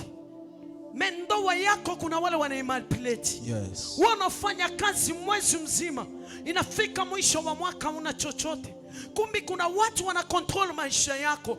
Mwambie Mungu, yoyote alibeba kitu kwangu, ikuwa ni nywele, ikuwa ni kucha, chochote barifanya sacrifice yote ya kucontrol maisha yangu, hata nikutane na watu waje hakuna ka breakthrough. Mejioni ya leo madhabahu yoyote inayoongea kuhusu maisha yangu, ngongea kuhusu repla de solide glace et repla de again to repla de solide. Thank you, Jesus. Amen, amen. Joanna, you must to pray. Pray. Pray, pray. Hallelujah. Kwa sababu naona beko na kutoa kwenye chumba cha kujifungua, uko maiti. Mimi nataka uombe, mwambie Mungu sikufi. Mungu sitenda kwa madhabahu ya sacrifice. Watu wote sacrifice maisha yangu. Haleluya. Mimi nataka mwambie Mungu, yoyote ambaye kuna control familia yetu, yoyote kuna control destiny yangu, yoyote kuna nifuatiliaka, madhabahu yoyote ambaye kuna nena juu ya maisha yangu, jioni ya leo chochote baribeba ninaenda kirudisha hiyo madhabahu. In fact, kabla ombe familia yako, kabla usoma na beba ile uongozaji ya familia, wewe mwenyewe ombea maisha yako. Mwambie Mungu, madhabahu yote ambayo kuna control maisha yangu, ina control watoto wangu, inaweka mipaka ya kuishi, mipaka ya kula, mipaka ya kutembea, mipaka ya connection. Usichore plan again. Kuna mtu ambaye uchawi wa baba yake njoi kunapenda kuharibu maisha yako. Repladeso.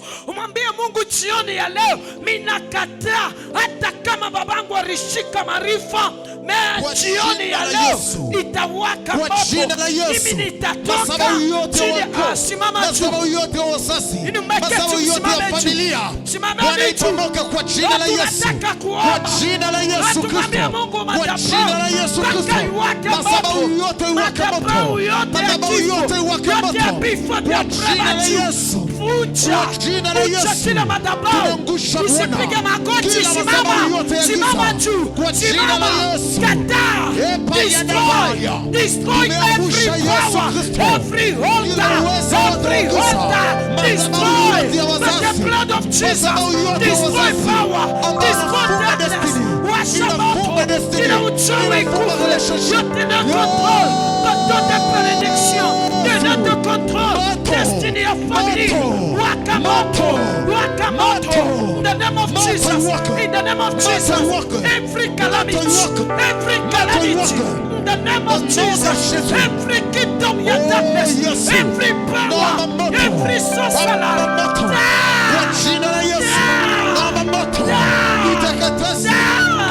in the name of Jesus, in the name of Jesus,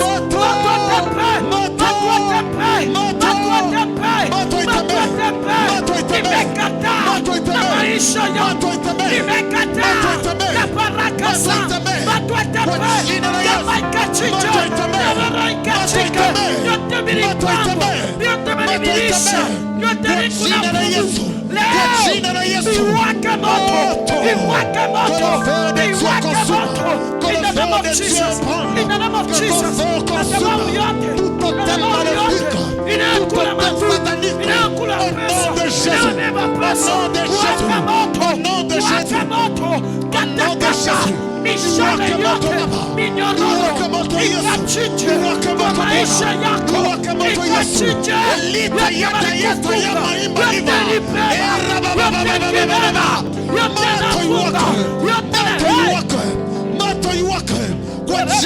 kwa madhabahu yote ya kichawi, madhabahu yote ya giza, madhabahu yote ya giza, iwaka moto, iwaka moto, iwaka moto,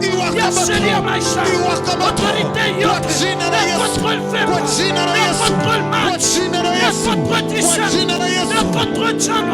Programu yote, kalenda yote, iwaka moto, nachia power, nachia power, nachia moto, ivunjike, ivunjike, yachie destiny, yachie kwa jina la Yesu, kwa jina la Yesu, kwa jina la Yesu, kwa jina la Yesu, kwa jina la Yesu, kwa jina la Yesu.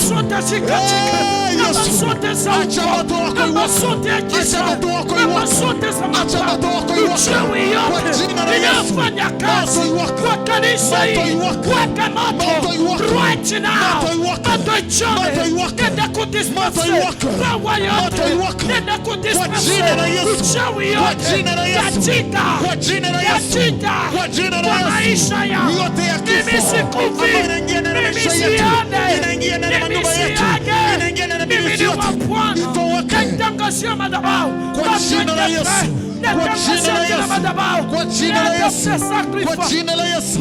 Ela faide vaida, moto, moto yako Bwana, au nom de Jésus, kwa jina la Yesu.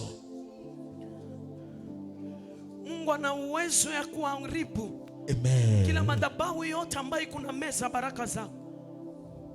Nakwambia mwaka hii hautavuka na hiyo laana. Au nom de Jésus. Mwaka hii hautavuka na hiyo mateso. Kwa jina la Yesu. Roho yote ya bifo vya premature, banaua ndoa, banaua kazi, banaua connection, banaharibu maisha ya watoto wako, banaharibu chochote unafanya. Sasa unabaki na nini? Haleluya. Wewe mnyumba yako hamnaka sherehe. Familia yenu iko paka na misiba, iko paka na maproblem, kwa sababu ile uongozaji ya mamlaka imeshachukuliwa. Wewe unajua familia yako vizuri, wewe unajua mambo iko napita kana kwenu. Mimi nataka wakati mwambie Mungu, hakuna madhabahu leo itabaki. Kama utakaa chini, kaa chini. Kama utapika makofi, pika makofi. Kararua minyororo yote, katakata minyororo kwa maisha yako. Minyororo, wewe unajua kamba gani na kufunga? Minyororo ya ulevi, minyororo ya mateso, minyororo ya kukataliwa. Wewe unakataliwaka tu, wewe sema ikukupali.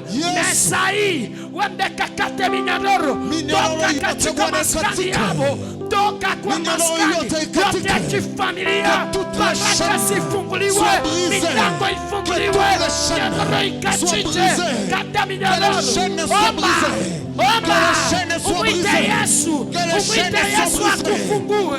Mwambie nifungue, nifungueko kwa jina madhabahu, nifungueko kwa jina langu. Every part of soul, merci part again. Somba tout de bras, et de gloria, et de gloria.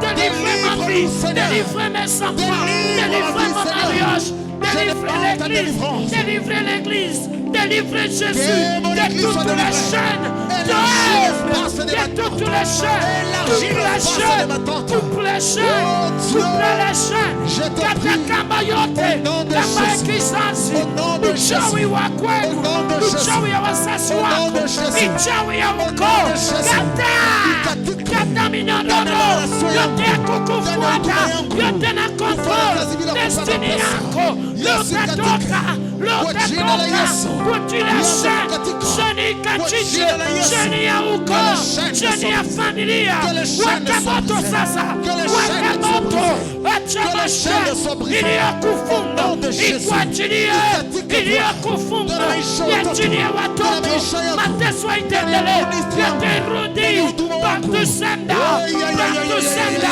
back to sender, back to sender, in the name of Jesus, in the name of Jesus. Esakashima kwa mlango yako, moto imupate, jina lako liwake moto, watoto wako wawake moto, kizazi yenu kiwake moto. Every calamity,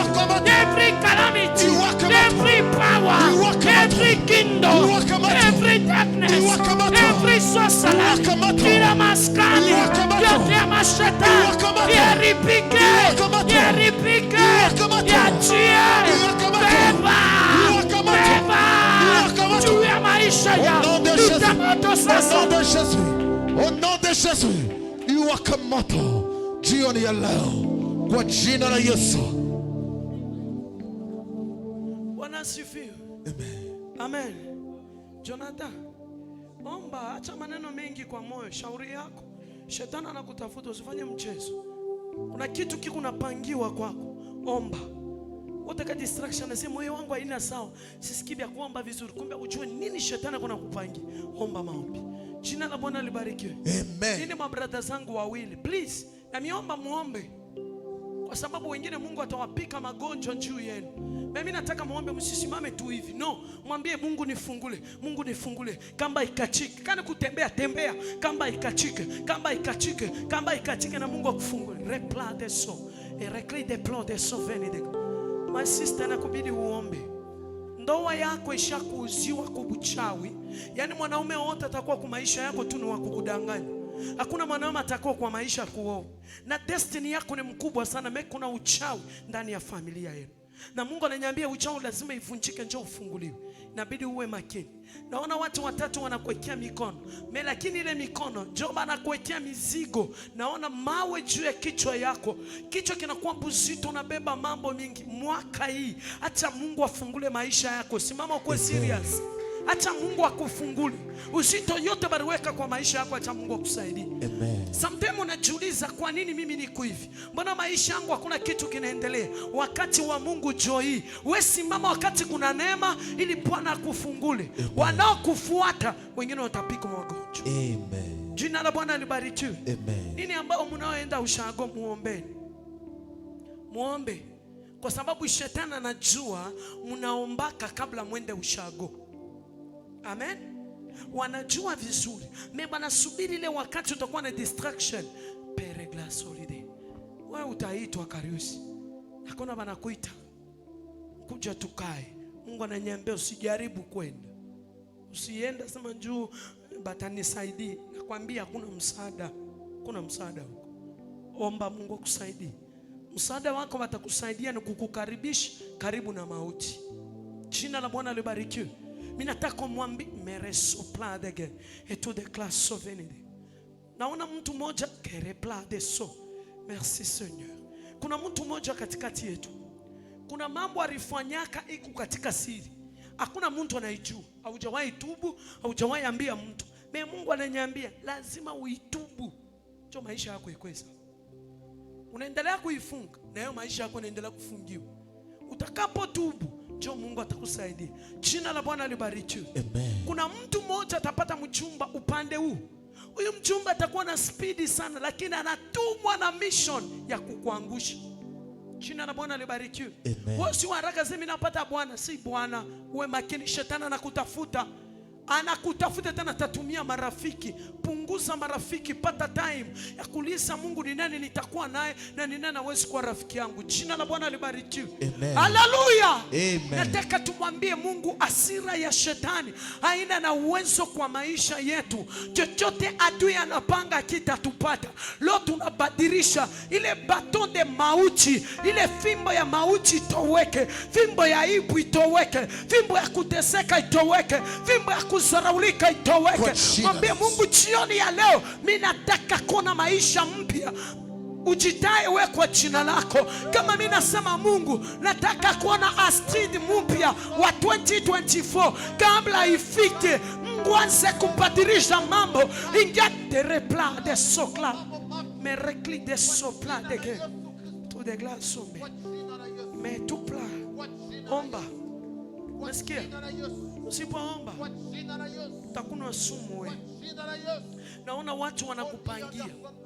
Mimi naona mnakaa, Mungu nacheka, Mungu naimba, lakini kuna mmoja anakuwekea sumu. Omba. Usipoomba utaenda. Jina la Bwana libarikiwe. Merekla solide pla. Mais tout est pas de gloria souvenide. Kuna mtu mmoja katikati yetu, kuna nguo mama yake alipatia mtu nguo. Na ile nguo ilitoka hapa Nairobi. Mama kaipatiana. Yule alipewa nguo, alienda kuipeleka katika uchao afunge maisha. Kibati mbaya ile nguo ilitoka kwangu. Jina la Bwana libarikiwe. Haleluya. Bwana Yesu apewe sifa. Amen. Ile nguo ilitoka kwangu. Mungu ananionyesha ile nguo. Naona iko na waka moto katika madhabahu ya uchao. Mimi nataka nikusikie useme amen. Nataka tumwambie Mungu, chochote kilibeba kerepariso. Ereklaso meni de pla. Thank you Jesus. Brother, inakubidi uombe. Ushanje kurogwa. Maisha yako ishafungiwa. Mtu yoyote akijaribu kukusaidia, maisha yake pia yanafungiwa. Kuna uchawi katika familia yenu. Yes. Na hiyo uchawi njoo kuna kufuata na hii mwaka. Usipoomba shetani anapanga kitu kibaya juu yako. Yes. Sasa nakubidi uombe sana njoo Mungu akusaidie. My sister, nakubidi uombe. Unatafutwa. Utapigwa na magonjwa. Hii magonjwa itatoka kugiza, utaenda hosi, hakuna kitu batapata. Mungu ananiambia, kwa serious na maombi. Kwa serious ili Mungu akusaidie. Jina la Bwana libarikiwe. Amen. Haleluya. Amen. Mimi nataka kila mtu aingie katika ushago. Wende ukaribu madhabahu yote iko na kusubiri wewe. Yes. Chochote barisema juu jina yako. Mwambie Mungu jioni ya leo, nabadilisha karepla de soli. Nabadilisha kalenda ya uchawi. Sikufi. Chochote kilipangwa. Napangua sasa. Pangua juu maisha yako. Pangua ulemavu wa kiroho, ulemavu wa maisha, ulemavu wa pesa, ulemavu wa business, ulemavu wa ministry, ulemavu wa biashara. Yesu kama ulemavu iliyoinuka, kila ulemavu juu ya ministry, ninakata wala watu wako Afrika, acha tutaondoka watawala jioni ya leo, moto iwafuate na tabiri juu ya madhabahu yote ya giza,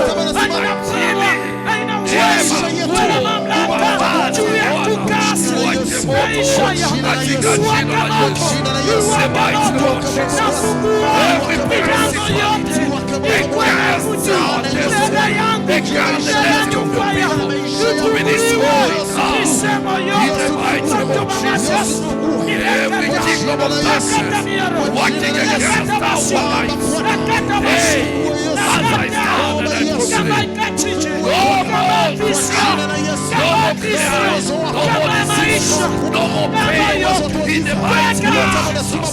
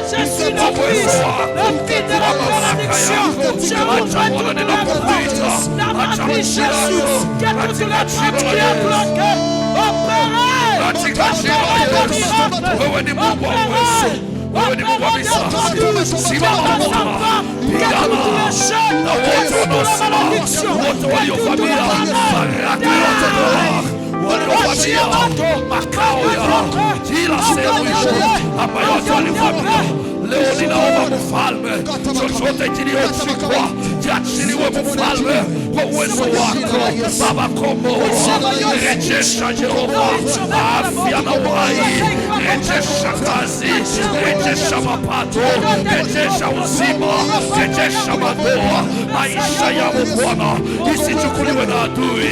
Kila yoyote aliyeinukia maisha ya watoto wao Baba, kutane na moto wako Katika jina la Yesu Kristo. sema Jehova my Father, Jehova my Father, kuanzia leo Kuanzia leo maisha ya mipaka maisha ya mipaka nimeikataa ninaikataa katika jina la Yesu. katika jina la Yesu. Ile roho ile roho iliyosimama mbele yangu Iliyosimama mbele yangu kunena maneno ya mbaya, kunena maneno ya mbaya, leo ninaikataa. leo ninaikataa. Kila madhabahu Kila madhabahu walionijengea, walionijengea, walioisema juu ya maisha yangu, juu ya maisha yangu, leo nimekata ile kamba, leo nimekata hiyo kamba. kila minyororo Kila minyororo walionifunga, walionifunga, walifunga watoto wangu, walifunga watoto wangu, wakafunga ndoa yangu, wakafunga ndoa yangu, wakafunga pesa yangu, wakafunga pesa yangu, wakanipea magonjwa, wakanipea magonjwa, wakaleta mateso, wakaleta mateso, wakaleta ulevi. wakaleta ulevi. Kuanzia leo Kuanzia leo kila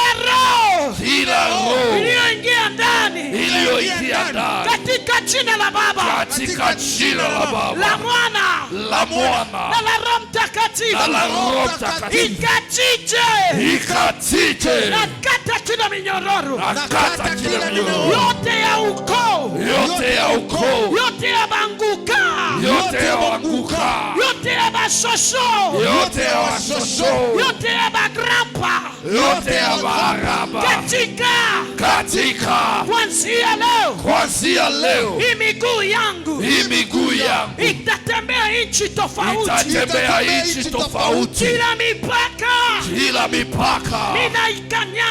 ninaikanyanga katika jina la Yesu, katika jina la Yesu, katika jina la Yesu, katika jina la Yesu. mimi nitafanikiwa, Mimi nitafanikiwa, mimi nitabarikiwa, nitabarikiwa. Mimi Mimi nitabarikiwa. ni mtoto wa destiny. Mimi ni mtoto wa destiny. Mimi ni tajiri. Mimi ni tajiri. Kila roho ya umaskini, Kila roho ya umaskini mbali na maisha yangu, mbali na maisha yangu, katika jina la Yesu, katika jina la Yesu nimetabiri kuanzia leo, kuanzia leo yoyote ataniona, ataniita favor, ataniita favor, ataniona baraka, ataniona baraka. Kila pepo inawashwa kwa uso yangu, itawasha kwa uso yangu, uso yangu iwake moto, uso wangu iwake moto. Kila maskani ya mashetani, Kila maskani ya mashetani ninaikanyanga, nina destroy. Alengia katika maombi, tabiri jua maisha yangu, tabiri jua maisha yangu. Toute force contraire à mon destin, toute force contraire à mon ministère, ce soir, Père, par le feu du Tout-Puissant, je détruis tout hôtel, je détruis toute assemblée de démons qui s'est réunie contre ma vie, au nom puissant de Jésus. Kwa uwezo wako Bwana, acha moto yako kabisa na karibu kila maskani yote, kila maskani yote iwashe moto katika jina la Yesu. Kila mamlaka yote iliyojiinua kinyume na maisha yao na uzima wao na huduma yao inaiteketezwa katika jina la Yesu. Kila pawa yote kinyume na maisha ya watoto wao Baba, tia moto wao kuanzia saizi Bwana. Mbingu yote ya pili iliyojiinua kinyume na maisha yao iteketee katika jina la Yesu. Uso yangu Bwana iwache moto, maisha yangu iwache moto, kama ikatite maisha ya mipaka sio sehemu yetu katika jina la Yesu. Maisha ya kuondolewa si sehemu yetu katika jina la Yesu, katika jina la Yesu, katika jina la Yesu. Bila mlima yote iliyoinena kinyume na maisha ya watu Baba ikabomolewe katika jina la Yesu, katika jina la Yesu. Sema Jehova my Father, Jehova my Father, kuanzia leo ninapindua mawazo ya adui, ninapindua mawazo ya adui kinyume na maisha yangu, kinyume na maisha yangu. Vyovyote walisema vibaya, Vyovyote walisema vibaya, back to sender, back to sender. kwa jina la Yesu Kristo. Kwa jina la Yesu Kristo. Maisha ya kuhangaika, Maisha ya kuhangaika, back to sender,